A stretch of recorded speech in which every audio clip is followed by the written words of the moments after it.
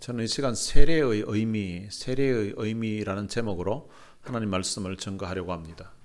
작년 5월 달에 제가 아버지 학교라는 곳에 갔었습니다.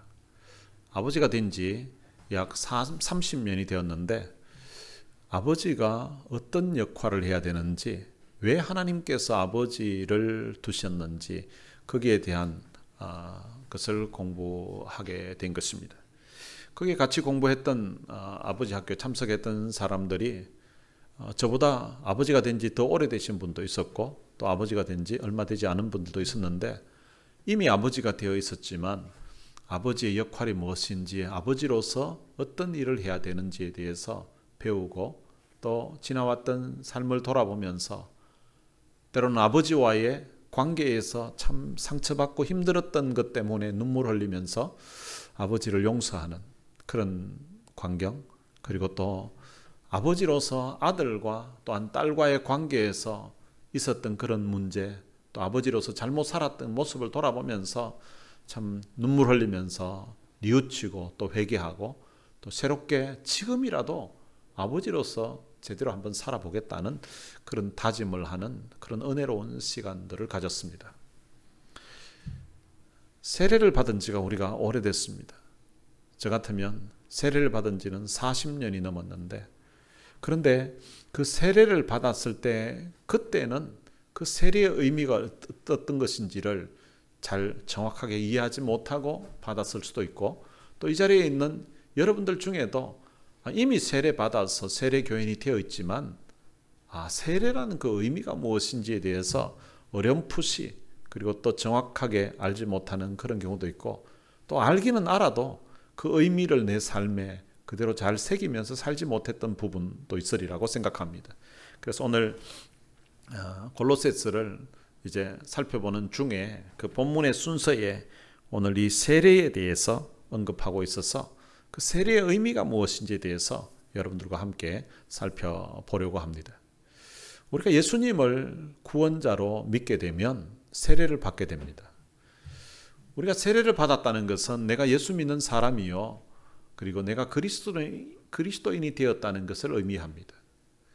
예수님의 제자들인 그 사도들이 복음을 전하고 또 사역할 때에는 누군가가 예수 그리스도를 주로 영접하고 예수를 믿겠다고 하면 바로 그 자리에서 회개하게 하고 세례를 베풀었습니다.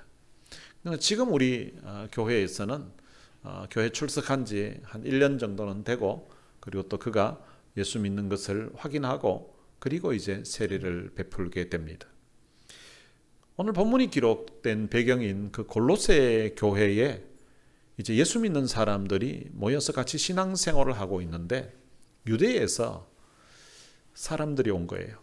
그런데 그 사람들이 어떤 내용을 전했는가 하면, 우리가 예수 믿고 세례를 받아 있고 신앙생활을 하고 있는데 그 사람들이 하는 말이, 세례를 받은 것으로 예수를 믿는 것만으로는 구원을 받을 수가 없다.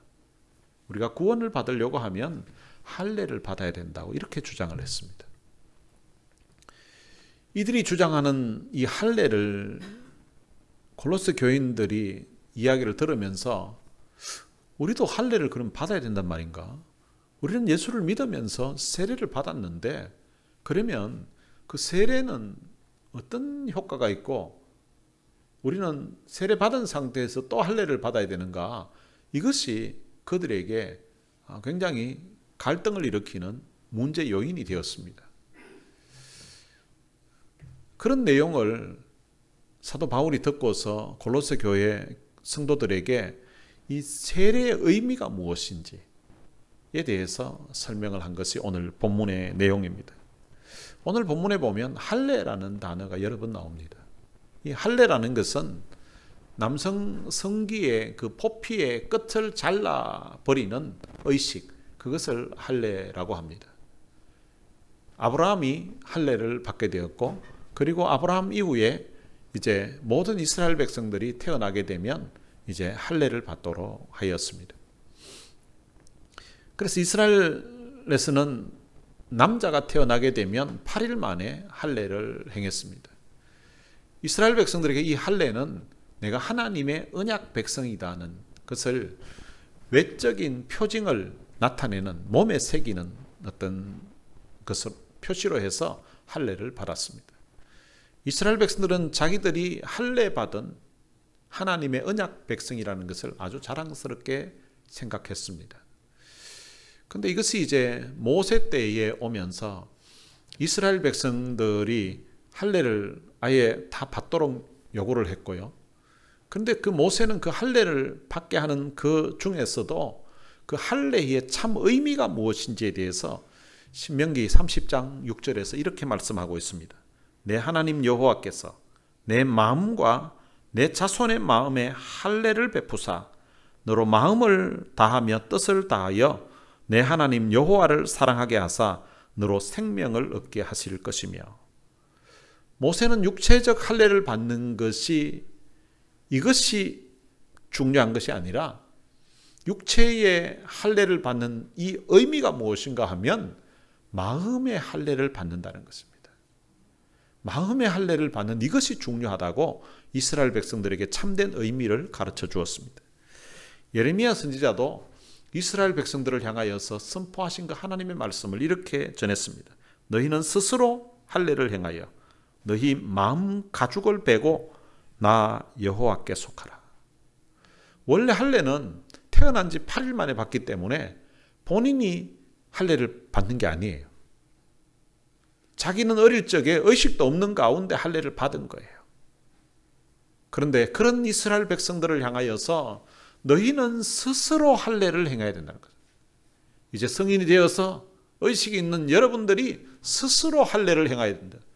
아니, 우리가 스스로 할례를 우리는 다 어릴 적에 다 받았는데 그 할례가 아니라 너희 마음 가죽을 베야 된다는 것입니다. 남자의 성기의 어떤 퍼페 부분에 있는 끝을 베는 것이 아니라 마음 가죽을 베는 이것이 하나님이 할례를 행하게 하신 진정한 의미라는 것입니다. 이 부분은 에스겔 선지자도 에스겔서 44장 7절에 마음의 할례를 받아야 된다고 강조를 했습니다. 그러니까 이스라엘 백성들에게 처음 하나님이 할례를 주신 그 이유도 할례를 받음으로 구원을 받은 것이 아니라는 것입니다. 사도행전 15장에 보면 유대에서 온 그리스도인들이 안디옥에 왔습니다. 그 당시 안디옥 교회에는 바나바와 바울이 목회를 하고 있었는데요. 그런데 유대에서 온 이 그리스도인들이 할례를 받아야 구원을 받는다고 이렇게 전한 거예요. 안디옥 교회 교인들은 예수 그리스도를 믿음으로 우리가 의롭다함을 받았고 예수 그리스도를 믿음으로 구원받았다고 그렇게 믿고서 신앙생활하고 있는데, 그런데 유대교회에 있었던 이 사람들이 와서는 예수를 믿음으로만 구원받는 것이 아니라 구약 성경에서 모세가 말씀했던 그 할례를 받아야 된다라고 이야기한 거예요. 이 일로 인하여서 바나바와 바울 이 두 사람이 한편이 되고, 그리고 유대에서 왔던 그 그리스도인들이 서로 심한 다툼이 벌어졌습니다. 그래서 이 문제를 바나바와 바울이 예루살렘에 있는 사도들과 그리고 그 장로들의 모임, 요즘 우리식으로 하면 총회예요. 예루살렘 총회에다가 이 문제를 이제 상정을 한 거예요. 이 문제에 대해서 사도들이 그리고 예루살렘 교회 장로들이 이 문제에 대한 결론을 내주십시오. 그래서 오랫동안 이 문제로 인하여서 토의한 결과 결론을 사도 베드로가 내리는데요. 사도 베드로가 이방인들도 우리와 동일하게 주 예수의 은혜로 구원받은 줄을 믿노라라고 결론을 내렸습니다. 그러니까 우리가 예수 그리스도를 믿음으로 예수 그리스도의 은혜로 구원을 받았지 할례를 통하여서 구원받은 게 아니라는 것을 예루살렘 총회에서 공의회에서 결정을 한 것입니다. 오늘 본문 11절에도 보면 또 그 안에서 너희가 손으로 하지 아니한 할례를 받았으니 곧 육의 몸을 벗는 것이요 그리스도의 할례니라. 손으로 하지 않은 할례를 받았다는 거예요. 지금 유대에서 온 그리스도인들은 우리가 손으로 행하는 할례를 받아야 된다고 하는데, 그 골로새 교회 예수 믿는 성도들을 향하여서 우리는 육체의 손으로 행하는 할례가 아니라 손으로 하지 않은 할례를 받았다는 것입니다. 그 할례가 어떤 할례인가 하면 육의 몸을 벗는 것이요 그리스도의 할례라고 합니다. 육의 몸을 벗는다는 것은 옛사람을 벗어버리는 것을 이야기합니다. 그들이 옛사람을 벗어버리고 그리고 그리스도의 할례를 받았다는 것입니다.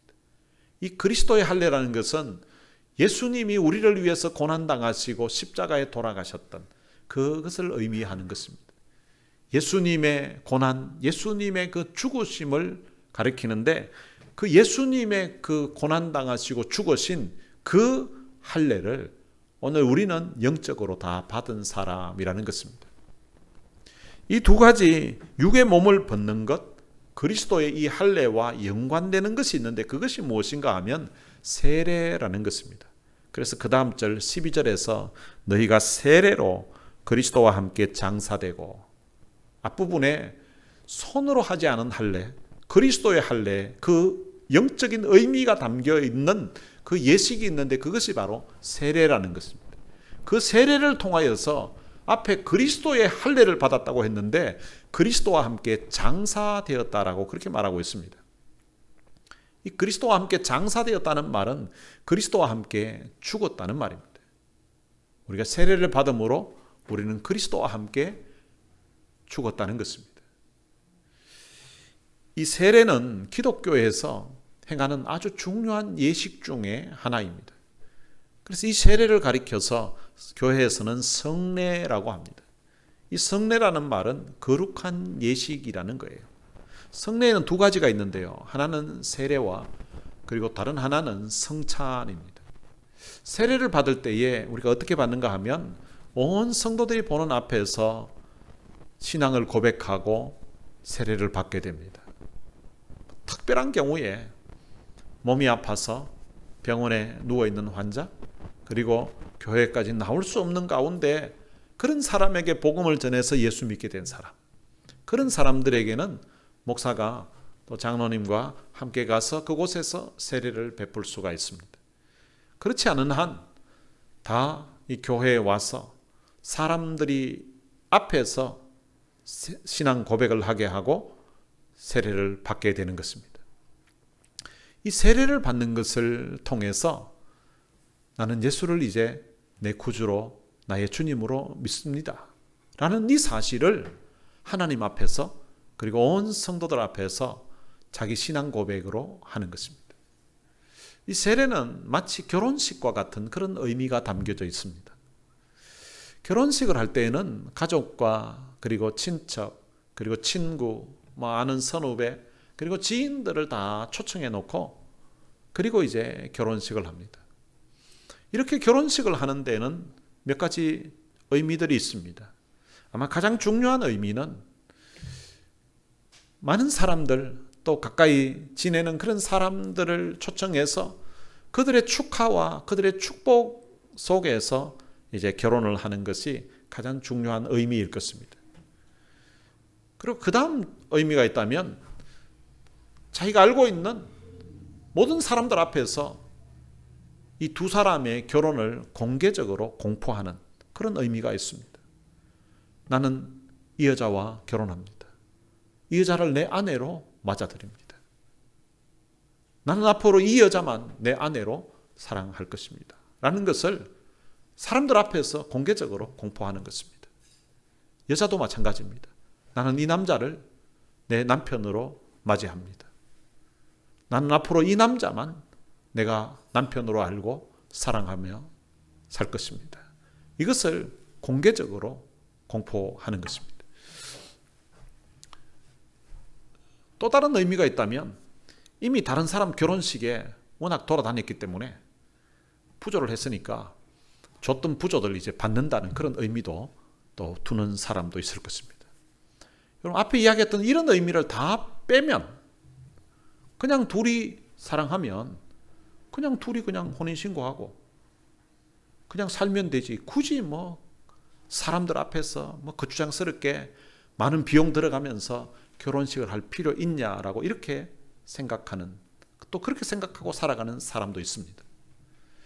결혼식을 하지 않고 그냥 혼인신고만 하고 살아도 우리 사회에서 법적으로 부부로 다 인정을 받습니다. 여러분, 세례도 마찬가지입니다. 우리가 구원을 받는 데 있어서 꼭 세례를 받아야 되는 것은 아닙니다. 결혼식을 하지 않아도 혼인신고만으로도 법적으로 보험을 가입하든지 아니면 재산 상속을 하든지 여기에 대한 모든 권한이 부부에게 주어지는 것처럼 우리가 세례를 받지 않아도 예수 그리스도를 믿으면 우리가 죄사함 받고 하나님의 자녀가 되고 구원을 받는 것입니다. 그러면 왜 우리가 세례를 받는가? 이 세례 받는 것을 통하여서 공식적으로 하나님과 사람들 앞에서 나의 믿음을 고백하는 것입니다. 나는 이제 예수 믿는 사람입니다. 앞으로 예수 믿는 사람으로 제가 살겠습니다. 라고 하나님과 사람 앞에 공포를 하는 것입니다. 우리가 받은 세례에는 몇 가지 중요한 의미가 있습니다. 첫 번째 중요한 의미가 있다면 그것은 세례는 우리의 죄를 씻는다는 의미가 거기에 포함되어져 있습니다. 세례를 받을 때에 물로 세례를 받게 됩니다. 이 물은 어떤 역할을 하는가 하면 더러운 것을 씻는 역할을 합니다. 우리가 세례를 받을 때에 우리의 모든 죄를 마치 더러운 몸을 물로 씻는 것처럼 우리의 더러운 죄를 깨끗하게 씻는다는 그런 의미가 포함되어져 있습니다. 무엇으로 씻는가 하면 디도서 3장 5절에 보면 우리를 구원하시되 우리의 행한 바 의로운 행위로 말미암지 아니하고 오직 그의 긍휼하심을 쫓아 중생의 씻음과 성령의 새롭게 하심으로 하셨나니. 중생의 씻음, 우리를 거듭나게 씻어주셨다는 것입니다. 그 거듭나게 하는 것이 뭘로 거듭나게 했는가 하면 요한일서 1장 7절에 보면 그 아들 예수의 피가 우리를 모든 죄에서 깨끗하게 하실 것이요. 그 아들 예수의 피를 통하여서 우리의 모든 죄를 깨끗하게 하셔서 우리의 죄를 씻으시고 우리를 거듭나게 하셨다는 것입니다. 우리가 세례를 받을 때에 겉으로는 물로 세례를 받지만 사실은 그것은 상징적인 의미고 예수의 피로 우리의 모든 죄를 씻는다는 그런 의미가 우리가 세례를 받을 때에 포함되어 있는 것입니다. 에베소서 1장 7절에 보면 우리는 그리스도 안에서 그의 은혜의 풍성함을 따라 그의 피로 말미암아 속량 곧 죄사함을 받았느니라. 오늘 우리가 예수의 피로 말미암아 죄사함을 받았다는 것입니다. 예수의 피가 우리의 모든 죄를 다 씻어 주셨다는 것입니다. 세례는 공적으로 우리가 예수님을 주님으로 믿는다는 고백을 하는 것뿐만 아니라 물이 우리 더러운 몸을 깨끗하게 씻는 것처럼 예수의 피가 우리의 죄를 깨끗하게 씻는다는 그런 의미가 포함되어져 있습니다. 그리고 두 번째 중요한 의미는 이 세례를 받을 때에 예수님과 연합했다는 것입니다. 그것을 오늘 본문 12절에서 이렇게 말합니다. 너희가 세례로 그리스도와 함께 장사되고 또 죽은 자들 가운데서 그를 일으키신 하나님의 역사를 믿음으로 말미암아 그 안에서 함께 일으키심을 받았느니라. 이 세례에 대해서 사도 바울이 말씀을 하면서 함께라는 단어를 두 번을 씁니다. 첫 번째 함께는 너희가 세례로 말미암아 그리스도와 함께 장사되었다는 것입니다. 이 장사되었다는 말은 죽어서 장례를 치렀다는 거예요. 죽었다는 그런 말입니다. 그리고 두 번째 함께는 그 안에서 함께 일으키심을 받았다는 거예요. 이 그 안에서는 바로 그리스도 안에서 말합니다. 예수님과 함께 우리가 죽었고 예수님과 함께 예수 안에서 우리가 같이 살아났다는 것입니다. 예수님이 십자가에 돌아가셨던 것처럼 우리가 세례를 받는다는 그 의미가 우리가 예수님이 십자가에 돌아가셨을 때에 그때 그 현장에 나는 없었지만 내가 세례를 받는다는 이 의미가 나 예수님과 함께 죽었습니다. 그리고 세례를 받는 그 의미가 예수님과 함께 다시 살아났습니다. 라는 그런 의미라는 것입니다. 우리 장로교에서는 세례를 줄 때에 그냥 약식으로 이렇게 세례를 줍니다. 근데 이 세례가 처음 유래된 것은 세례 요한으로 인하여서 시작을 했습니다. 세례 요한이 요단강에서 말씀을 전하다가 이제 세례를 받으려고 하는 사람들을 요단강으로 이제 데리고 들어와서 그 안에서 이제 물에 잠기게 했습니다. 사람이 물에 잠기게 되면 거기서 이제 좀 오래 있으면 사람이 죽게 됩니다. 그래서 그 세례의 의미가 물에 같이 잠긴다는 거죠. 물에 잠겼다가 그 잠겼을 때에 우리 옛사람이 죽는다는 것입니다. 사람이 물에 잠겨서 좀 시간이 지나면 죽는 것처럼 우리가 죽을 때까지 있지는 않지만 우리의 옛사람이 예수와 함께 죽었다는 것을 의미하면서 물에 들어간다는 것입니다. 그리고 이제 물에 들어가서 있으면 숨을 제대로 쉬지 못하고 막 죽을 것 같은 그런 상황입니다. 그런 상황에서 이제 밖으로 이제 끄집어냅니다. 끄집어내면 이제 우리가 와, 살았다는 생각이 드는 거예요.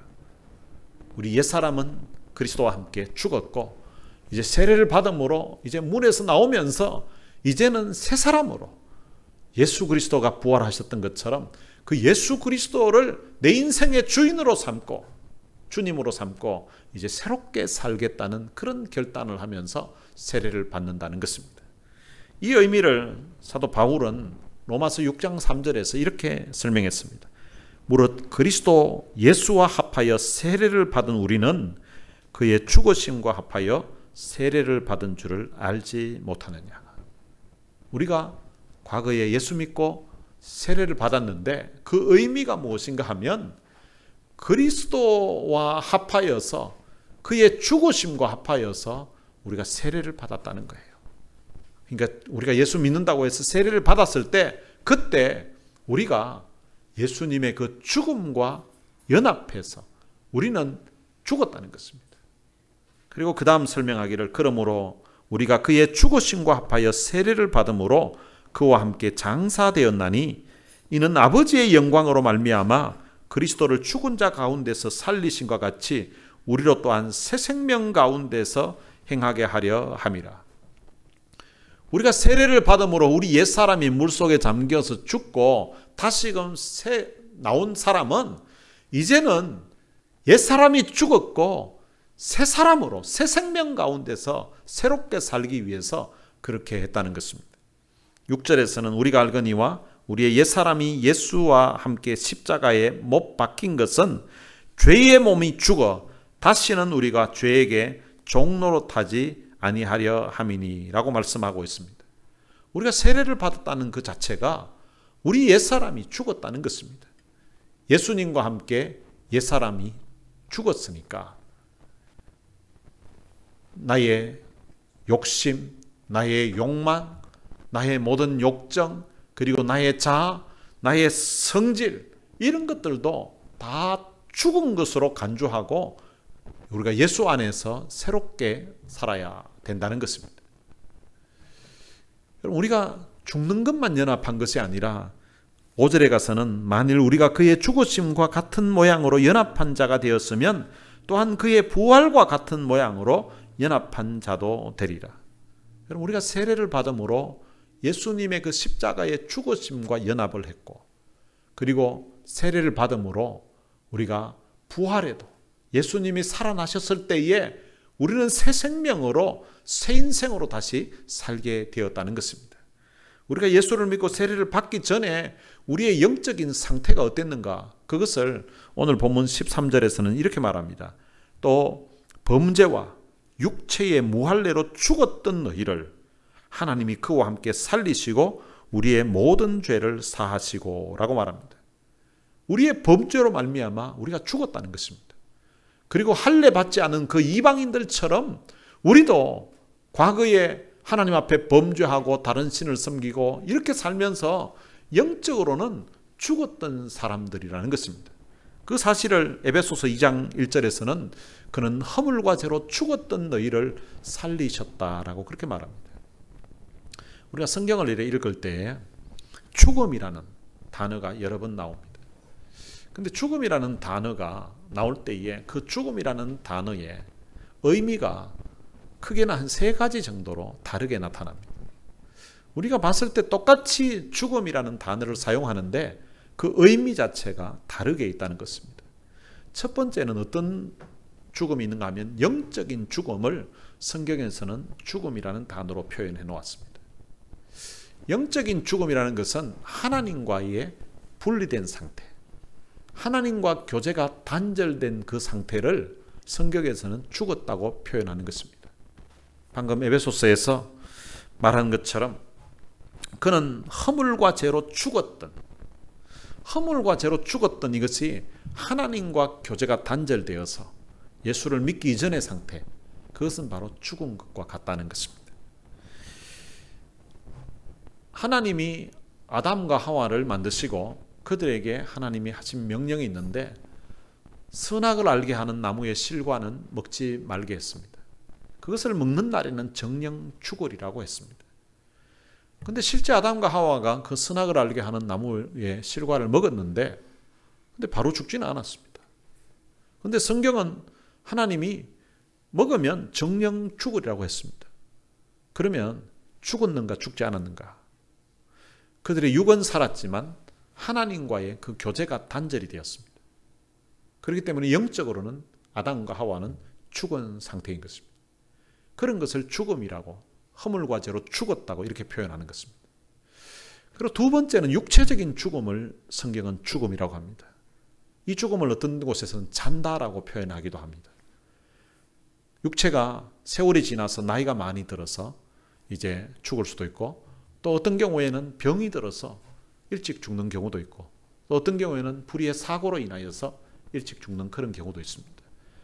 그런 죽음을 우리 육체적인 죽음이라고 표현합니다. 그것도 똑같이 성경에서는 죽음이라는 단어를 사용합니다. 그리고 세 번째로는 영원한 죽음이 있습니다. 이 땅에서의 육체적인 죽음 이후에 하나님의 마지막 심판대 앞에 서게 되는데, 그 심판대 앞에서 하나님이 영원한 지옥의 형벌을 내리는 상황에 지옥의 형벌을 당하게 되는 사람, 그것을 둘째 사망이라고 표현하기도 하고 영원한 죽음을, 그것을 또한 죽음이라고 성경은 표현하고 있습니다. 여러분, 마치 꽃과 같습니다. 꽃을 이제 결혼식을 한다든지 또 어떤 행사가 있을 때에 꽃꽂이를 하는 경우가 있습니다. 그러면 이제 꽃을 나무 꽃 뿌리에서 이제 자르게 됩니다. 자르게 된 그 꽃을 꽃다발을 만들기도 하고 꽃꽂이를 하기도 합니다. 근데 꽃다발을 하고 꽃꽂이를 하면 그 꽃 자체를 받는 사람은 꽃이 너무 아름답게 보이고 향기가 좋고 해서 굉장히 기뻐합니다. 근데 그 꽃이 살았느냐 죽었느냐? 겉으로 보기에는 아직 향기가 나고 싱싱하게 보이기 때문에 꽃이 살은 것처럼 보입니다. 근데 사실은 원 뿌리에서 잘려졌기 때문에 죽은 것입니다. 방금 설명했던 영적인 죽음이 바로 그런 것입니다. 하나님과의 관계에서, 하나님이 생명의 근원이신데 그분과의 관계에서 단절이 되게 되면 꽃이 뿌리에서 잘려졌는데 잘려진 그 상태에서 아직은 싱싱하고 아직은 향기가 나니까 사람들의 보기에는 살아있는 것처럼 보이지만 사실은 원 뿌리에서 잘려졌기 때문에 죽은 것과 같다는 것입니다. 근데 그 꽃다발의 꽃이 처음에는 하루 이틀 싱싱하고 또 물에 담가 놓으면 며칠 더 이렇게 가기도 하는데, 이게 뭐 한 5일, 6일, 일주일 가게 되면 다 말라 비틀어서 이제 꽃향기도 느껴지지 않고 싱싱하던 그런 꽃잎이 아닙니다. 사람으로 치면 하나님과의 교제가 단절된 그 이후에는 이제 서서히 이제 말라가는 거예요. 그러다가 결국은 죽게 되는, 그것을 육체의 죽음이라고 하는 것입니다. 꽃이 이제 다 말라 가지고 있는 이것을 사람들이 이제 불아궁에다가 그냥 넣어서 태우기도 하고 아니면 쓰레기통에 그냥 쳐넣기도 합니다. 던져 넣기도 하는데, 이것이 사람으로 치면 바로 영원한 사망, 영원한 죽음에 해당되는 것입니다. 우리가 예수를 믿고 세례를 받음으로 말미암아 그리스도와 연합될 때에 어떤 일이 일어났는가 하면 우리가 죄사함을 받게 되었다는 것입니다. 오늘 본문 14절에 보면 우리를 거스리고 불리하게 하는 법조문으로 쓴 정서를 지우시고 제하여 버리사 십자가에 못 박으시고, 우리를 거스리고 불리하게 하는 법 조문이 있었다는 거예요. 이것이 무엇을 의미하는가 하면 바로 율법을 이야기합니다. 율법의 그 법 조문이 우리가 지은 그런 죄목을 다 이제 가지고서 심판할 수 있는 그런 권한을 가지고 있었던 것입니다. 그런데 그 법 조문을 제하여 버리셨다는 것입니다. 십자가에 못 박아 버렸다는 것입니다. 이제 더 이상 효력을 발하지 못하도록 우리에게 아무런 영향을 주지 못하도록 하셨다는 것입니다. 마치 노예 계약서가 있는데 그 노예 계약서를 그것이 우리를 발목 잡게 하고 우리를 불리하게 만들고 우리를 옭아매고 있었는데 그것을 다 파기해 버리는 것 같은 그런 역할을 예수님이 십자가에 못 박히시면서 그 일을 하셨다는 거예요. 그리고 이 세례는 십자가로 승리하신 예수님의 승리와 연합했다는 것입니다. 그래서 15절에 보면 십자가로 그들을 이기셨느니라. 원래 십자가는 이 죽음을 의미하는 상징물입니다. 그런데 예수님이 십자가에 돌아가셨는데 예수님의 육체가 십자가에 돌아가심으로 말미암아 우리들을 얽매고 있었던 그런 모든 죄의 문제를 십자가에 못 박아서 없애버렸다는 것입니다. 그래서 예수님이 승리하셨다는 것입니다. 여러분, 우리가 세례를 받음으로 이 십자가의 승리에 우리가 연합하게 되었다는 것입니다. 여러분, 이 세례는 이런 중요한 의미가 있습니다. 그래서 세례를 받은 사람, 다른 말로 하면 예수 그리스도를 믿은 사람에게는 그런즉 누구든지 그리스도 안에 있으면 새로운 피조물이라 이전 것은 지나갔으니 보라 새 것이 되었도다라고 말씀하고 있는 것입니다. 예수 안에 있으면 우리가 새 사람이 되었다는 것입니다. 우리 옛 사람은 죽고 새 사람으로 새 인생을 살게 되었다는 것입니다. 어느 침례교회 목사님이 이제 침례를 주려고 하는데 침례를 받으려고 하는 한 성도가 이제 침례를 받기 위해서는 이제 물에 들어가야 되니까 이제 주머니에 있는 중요한 것들을 다 빼고 이제 위에 가운을 걸치고 이렇게 들어가야 되는데 이 사람이 주머니에 있는 지갑을 미처 못 빼고 들어온 거예요. 근데 막상 들어가려고 하니까 그때 지갑 생각이 난 거예요. 그래 목사님이 이제 손을 잡은 상태에서 이제 들어오는데 그게 생각이 나서 목사님께 말씀을 드렸습니다. 목사님, 저 지갑을 빼놓고 왔어야 되는데 지갑을 빼는 것을 잊어버리고 지금 주머니에 지갑이 있습니다. 지갑 좀 빼자는 거죠. 그때 목사님이 지갑도 침례를 받아야 된다고 하면서 손을 확 잡아 당겨가지고 그냥 침례식을 했다는 것입니다. 여러분, 사람이 돈을 사용하는 것을 보면 그 사람이 얼마나 변화되었는지 변화되지 않는지 그걸 알 수가 있습니다. 그 사람이 돈을 어디에 쓰는 것을 보면 그 사람이 무엇을 사랑하고 있고 그 사람의 가치관이 무엇인가를 알게 되는 것입니다. 그 목사님이 지갑이 침례를 받아야 된다는 것은 그 지갑이 침례를 받은 것 보면 지갑이 회개하는 것 보면 지갑이 쓰는 것 보면 그 사람의 가치관, 그 사람의 신앙도 알 수 있다는 것입니다. 그럼 우리가 세례를 받은 사람이 참여하는 것이 있는데 그것이 바로 성찬식입니다. 우리 교회에서 성찬식을 할 때는 세례 받은 사람만 그 성찬에 참여하게 됩니다. 이 성찬 자체가 바로 세례와 연관이 있고 세례의 의미를 포함하고 있기 때문인 것입니다.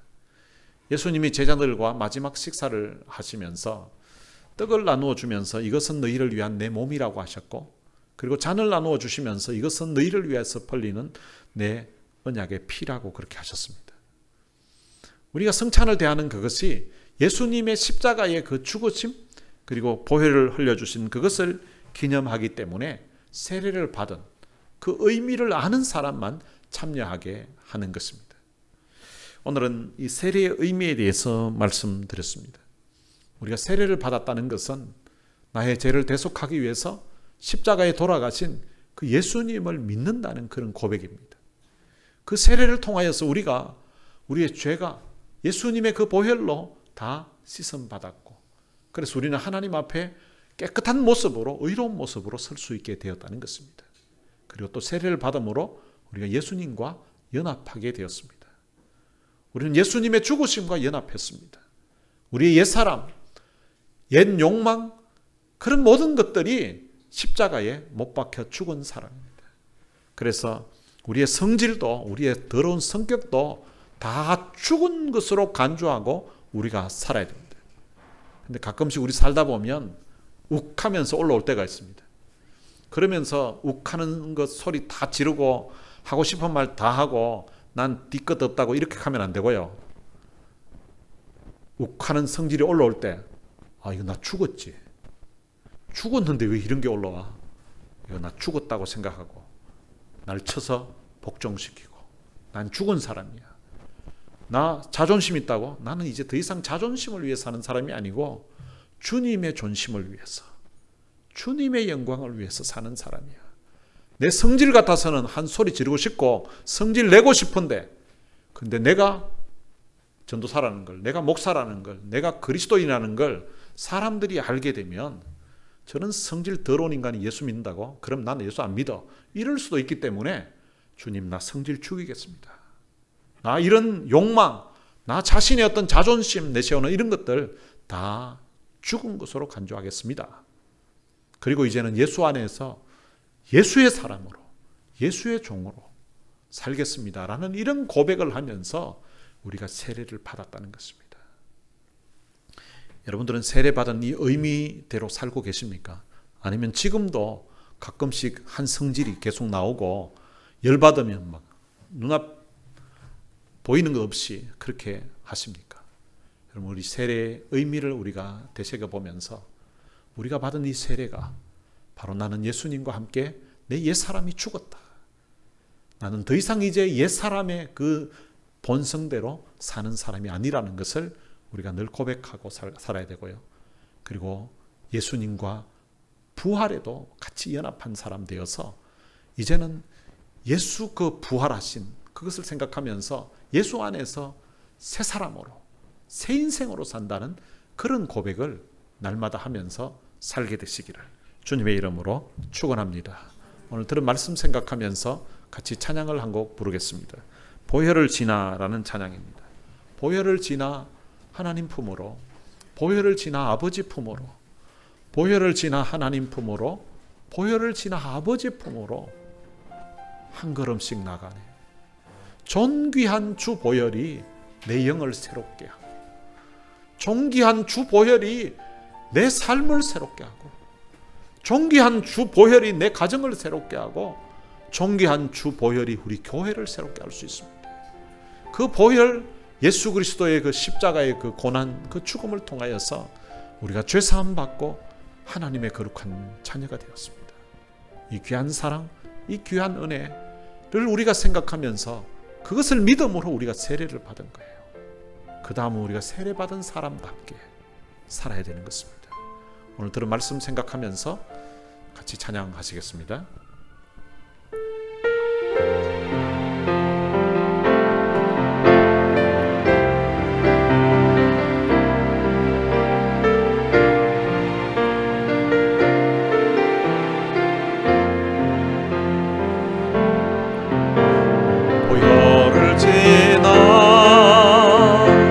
하나님 품으로 보혈을 지나 아버지 품으로 보혈을 지나 하나님 품으로 한 걸음씩 나가네. 보혈을 지나 하나님 품으로 보혈을 지나 아버지 품으로 보혈을 지나 하나님 품으로 한 걸음씩 나가네. 존귀한 주 보혈이 내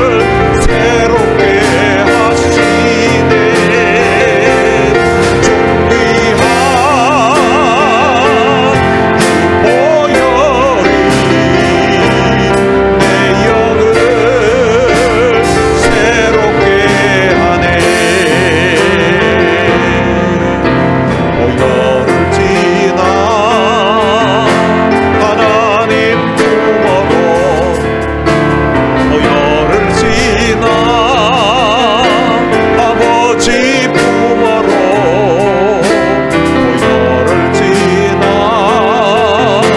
하나님 품어로 한 걸음씩 나가네.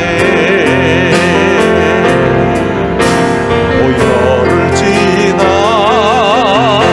하나님 품어로 보혈을 지나 아버지 품어로 보혈을 지나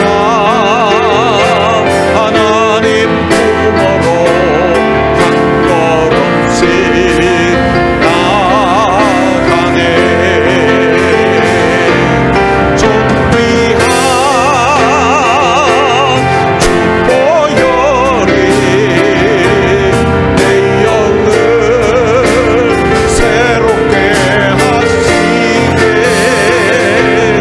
존귀한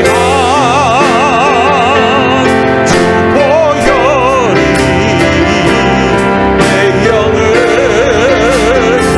새롭게 하네. 존귀한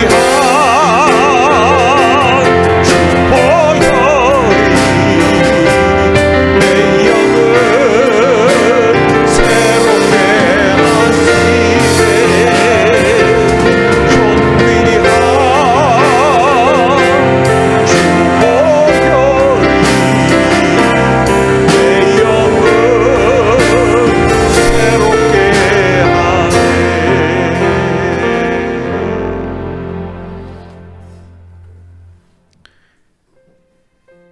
오늘 세례의 의미를 살펴보면서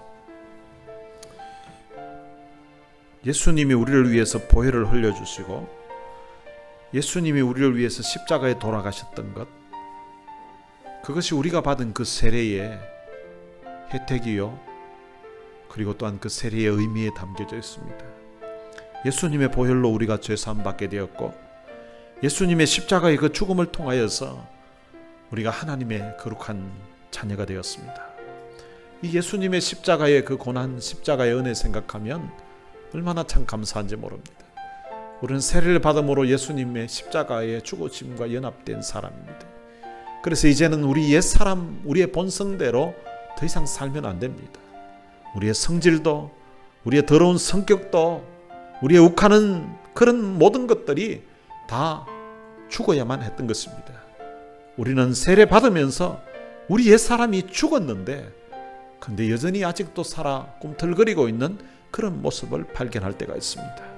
우리 이 시간 주님 앞에 기도하면서, 주님, 내가 세례를 받으면서 내 옛사람이 죽었었는데 근데 여전히 살아서 꿈틀거리고 있고 여전히 움직이고 있는 이 내 옛 모습들, 주님 다 죽어버리게 하여 주옵소서.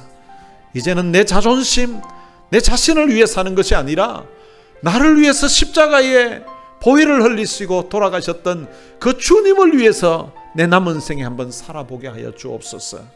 내가 예수님의 그 십자가와 함께 죽었고 그리고 예수님의 부활과 함께 다시금 살아났는데 이제는 예수 안에서 새 인생 살게 하여 주옵소서. 주님의 영광을 위해서, 하나님의 기쁨을 위해서 살게 하여 주옵소서. 우리 다 같이 결단하며 통성으로 기도하시겠습니다. 살아계신 아버지 하나님, 은혜를 감사합니다. 많은 사람 가운데 저희들을 선택해서 예수 그리스도의 보혈의 복음을 듣게 해주신 것 감사합니다. 많은 사람 가운데 저희들에게 이 예수 그리스도의 그 십자가의 귀한 사랑, 귀한 복음을 들려주신 것 참으로 감사합니다. 우리가 예수님을 우리의 구원자로 믿고 예수님을 우리 인생의 주인으로 고백하면서 우리가 세례를 받았던 것이 하나님 그 의미가 어떤 것인지를 오늘 말씀을 통하여서 다시 한번 우리 앞에 생각보게 되었습니다.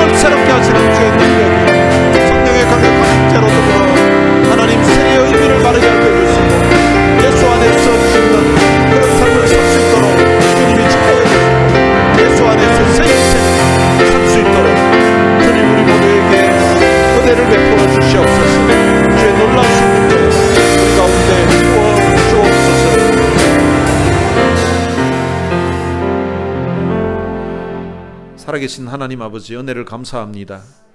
우리가 세례를 받은 지 오랜 세월이 지났지만 그 세례의 참 의미를 잊고 있다가 다시 한번 깨닫게 해주신 것 참으로 감사합니다. 우리는 허물과 죄로 죽었던 사람들인데 우리의 모든 허물을, 우리의 죄를 예수 그리스도의 그 보혈로 맑게 씻어주신 것 참으로 감사합니다. 그래서 하나님께서 우리를 참 죄 없는 사람으로, 의로운 인생으로 보시고 하나님의 거룩한 자녀로 삼아주신 것 참으로 감사합니다. 우리는 또한 세례를 통하여서 예수 그리스도의 십자가의 죽음과 연합했다는 사실을 다시 한번 깨닫게 해주신 것 감사합니다. 우리는 예수님을 믿음으로 우리 옛사람이 죽었다고 그렇게 고백하고 살았지만, 근데 실제 우리의 삶을 돌아보니까 아직도 여전히 살아서 꿈틀거리고 있는 우리의 옛 모습, 우리의 옛 성격, 우리의 옛 자아들의 모습을 발견하게 됩니다. 주님, 그런 모든 욕망들, 욕정들 예수 그리스도 안에서 다시금 죽을 수 있도록 은혜를 베풀어 주옵소서. 그래서 우리 옛사람은 죽고 예수님의 그 부활과 함께 예수 안에서 새 인생으로 우리가 살 수 있도록 은혜를 베풀어 주옵소서. 이제는 우리도 살아도 주를 위해서 살고 죽어도 주를 위해서 죽는다는 그런 고백을 하면서 살아가는 저희들이 될 수 있도록 은혜를 베풀어 주옵소서. 우리가 하나님 앞에 예배 드릴 때에 정말로 이 그리스도와 함께 연합된 자로서 우리를 구속해 주신 그 주님의 은혜에 대한 그 감사와 감격한 마음으로 예배하게 하시고, 우리가 주님을 위해 수고하고 주님을 위해 헌신하고 봉사할 때에도 이 십자가의 귀한 사랑, 이 보혈의 은혜에 대한 감사와 감격한 마음으로 주를 위해 헌신할 수 있도록 축복해 주옵소서. 우리 주 예수 그리스도의 은혜와 하나님의 무한하신 사랑과 성령님의 위로교통 충만하심이 세례의 의미를 마음에 새기면서 우리를 구원하시기 위해서 보혈의 피를 흘리시고 십자가에 그 고난당하시고 죽으셨던 주님의 은혜에 대한 감사와 감격하는 마음으로 남은 생에 주를 위해 살 것을 마음에 다짐하는 주의 귀한 자녀들 머리머리 위에 이제로부터 영원토록 함께 있을지어다. 아멘.